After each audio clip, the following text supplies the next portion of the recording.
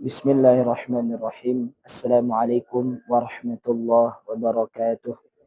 Innal hamdalillah nahmaduhu wa nastaghfiruhu wa nu'minu bihi wa natawakkalu alayh wa na'udzu billahi min shururi anfusina wa min sayyiati a'malina. Asyhadu an la ilaha illallah wahdahu la syarika lah wa asyhadu anna sayyidana wa maulana Muhammadan abduhu wa rasuluh. Allahumma salli wa sallim ala Sayyidina Muhammad wa ala ali Sayyidina Muhammad. Amma ba'du.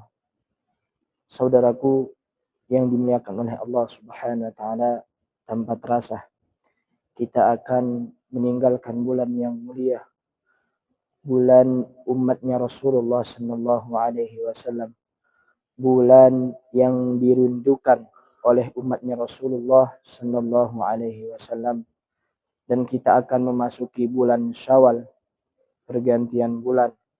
Maka dari itu kami ingin menyampaikan beberapa amalan, beberapa introspeksi bagi diri kita, bagaimana kita harus menjalani kehidupan setelah bulan Ramadan itu. Alhamdulillah, saudaraku dimanapun yang berada, yang dimuliakan oleh Allah Subhanahu wa taala, selama hampir 30 hari, 29 atau 30 hari kita telah selesai mengerjakan puasa. Kita telah memperbanyak amal kita dengan amalan-amalan fardu maupun amalan-amalan sunnah, membaca Al-Quran, berzikir, bersolawat, beristighfar kepada Allah Subhanahu wa taala. Agar apa? Agar bulan ini menjadi penuh makna bagi diri kita sendiri. Maka saya ingin menyampaikan apa yang harus kita lakukan setelah bulan Ramadan itu telah meninggalkan kita. Saudaraku dirahmati oleh Allah Subhanahu wa taala, apabila satu orang yang bersungguh-sungguh dalam bulan Ramadannya, maka ketika dia memasuki bulan Syawal, apakah dia termasuk orang yang bertakwa yang telah difirmankan oleh Allah ataupun tidak. Maka kalimat la'allakum tattaqun yang disebutkan di dalam Al-Quran itu bermakna at-taraji. Apa itu at-taraji? La'allakum, semoga, karena tidak semua orang itu mendapatkan definisi takwa dari apa yang telah disebutkan ini.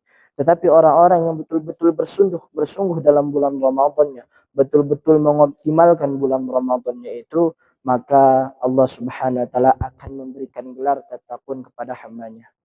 Maka setelah bulan Ramadan ini terbitlah bulan Syawal. Maka adapun amalan-amalan pada bulan Syawal ini, hadirin dimulakan oleh Allah Subhanahu wa taala, adalah menyempurnakan puasa kita pada bulan Syawal, yaitu 6 hari setelah bulan Syawal. Maka daripada min ahli Yaman adatan, daripada kebiasaan orang-orang Yaman, apabila satu hari setelah Lebaran, maka hari kedua mereka langsung berpuasa Syawal. Ini amalan yang pertama. Amalan yang pertama adalah mengerjakan, menyempurnakan puasa kita dengan 6 hari di bulan-bulan Syawal. Yang kedua, hadirin dimuliakan oleh Allah Subhanahu wa taala, ada silaturahmi. Silaturahmi kepada keluarga kita, kepada tetangga kita, meminta maaf kepada mereka semua. Wahai saudaraku yang dimuliakan oleh Allah Subhanahu wa taala, sampai kapan kita akan membenci? Sampai kapan kita akan hasud? Sampai kapan kita akan merasa lebih baik daripada orang lain? Katakan dalam sebuah maqalah, ahammu syai' minal insan fahiya qalb.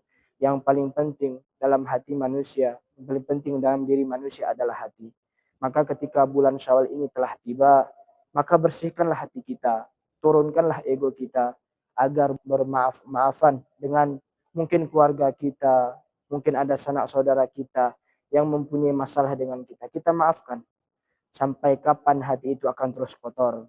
Sampai kapan kebencian itu akan terus ada? Sampai kapan permusuhan itu akan selalu ada? Maka kita rendahkan diri kita.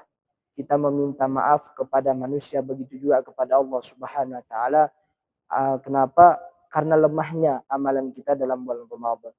Itu amalan yang kedua yang harus dilakukan pada bulan Syawal, yaitu bersilaturahmi. Yang ketiga adalah seperti biasa mengerjakan perbuatan-perbuatan yang diperintahkan oleh Allah Subhanahu wa taala, khususnya amalan-amalan fardu yang wajib. Ini menjadi tugas mulia bagi kita, bukan hanya di bulan Ramadan, tapi di bulan-bulan lainnya. Kita jadikan bulan-bulan lainnya itu seperti bulan-bulan Ramadan. Syawal itu seperti bagaimana kita pada bulan Ramadan, Dzulhijjah itu bagaimana kita di bulan Ramadan, Dzulqa'dah wa kadzalik. Maka jadikanlah bulan-bulan selain bulan Ramadan itu bulan Ramadan itu sendiri, agar apa? Agar kita tetap istiqomah, tetap himmah, semangat untuk beribadah kepada Allah Subhanahu wa taala.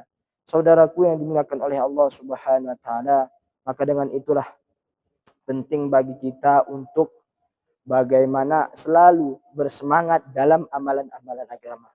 Selalu bersemangat dalam perintah-perintah agama. Tuhan yang kita sembah di bulan Ramadan adalah Tuhan yang kita lalaikan di luar bulan Ramadan.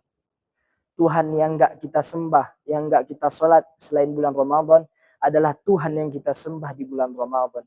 Jadi sebenarnya tidak ada perbedaan bagi orang-orang yang beriman, orang-orang yang seharinya memang dekat dengan Allah Subhanahu wa taala. Mau bulan Ramadan, mau bulan Syawal, Muharram, Safar, Rabiul Awal dan lain sebagainya, dia tetap semangat beribadah kepada Allah Subhanahu wa taala. Kalau bulan Ramadan itu hanya jadi sebagai tumpuan untuk beribadah, bagaimana dengan bulan-bulan lainnya? Kita akan kembali ke habitat kita. Maka ini menjadi pikiran bagi kita, pemikiran bagi kita agar apa? Agar selalu semangat dalam amal-amal agama. Seperti satu orang hewan, satu orang burung berpindah dari satu tempat kepada tempat selanjutnya. Di musim ini dia pergi ke tempat yang ada makanannya. Ketika datang musim kemarau mungkin di tempat itu tidak ada makanan, dia pindah ke tempat lainnya. Tetapi sebagai manusia, kita tidak boleh seperti itu. Mau bulan Ramadan, mau bulan-bulan yang lainnya, kita tetap istiqomah dalam beribadah kepada Allah Subhanahu wa taala. Tidak ada pahala yang dikurangi Allah, bahkan Allah Subhanahu wa taala akan menambahkan walau kana laisa fi Ramadan, walaupun dalam luar bulan Ramadan. Maka dengan itu hadir dimuliakan oleh Allah Subhanahu wa taala. Inilah nasihat bagi kami dan bagi kita semua agar selalu bertakwa kepada Allah Subhanahu wa taala, agar apa? Agar Allah Subhanahu wa taala terima amal kita yang sedikit ini. Sesungguhnya kita masuk ke dalam surga bukan karena amal kita, bukan karena sholat kita, bukan karena ngaji kita, zikir, sholawat dan lainnya, tetapi karena kasih sayangnya Allah Subhanahu wa taala kepada kita. Bulan Ramadan, enggak bulan Ramadan kita tetap sholat. Bulan Ramadan, enggak bulan Ramadan kita tetap mengaji. Bulan Ramadan atau tidak bulan Ramadan, kita tetap beribadah kepada Allah Subhanahu wa taala. Maka hadirin dimuliakan oleh Allah Subhanahu wa taala, saudara kami dimanapun kalian berada, kami sebagai keluarga kerukunan Kota Panjang mengucapkan minal aidin wal faizin, mohon maaf lahir dan batin. Mungkin selama saudara-saudara melihat video kami dimanapun berada, maka ini menjadi sedikit ilmu bagi kami dan bagi kita semua. Semoga Allah Subhanahu wa taala kumpulkan kita di surganya nanti bersama dengan Rasulullah sallallahu alaihi wasallam.